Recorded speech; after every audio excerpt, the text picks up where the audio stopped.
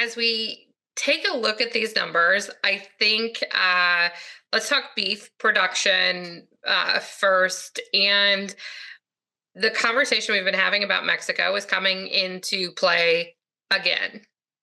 Yeah, so big time. It's the biggest piece of what we saw out of this month's report from USDA.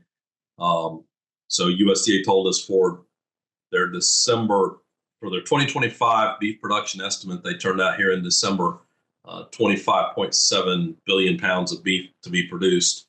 That's a reduction of 615 million pounds from what they said in November. So November they were at 26.3.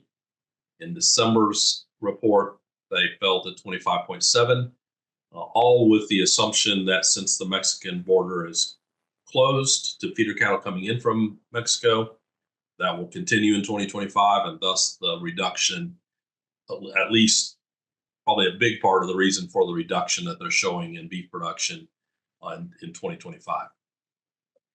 So my question is, we're already starting to see reports that the border in importing cattle from Mexico could resume sooner rather than later. Does this feel a little cart before the horse to make this production reduction estimate and not maybe watching how this plays out?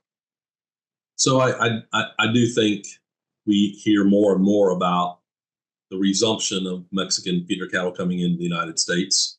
I'll tell you the day after the deal is done that allows that when it happened. But it seems like perhaps we're getting closer, and there are always going to be bumps along the way in figuring out appropriate protocol for that resumption to happen.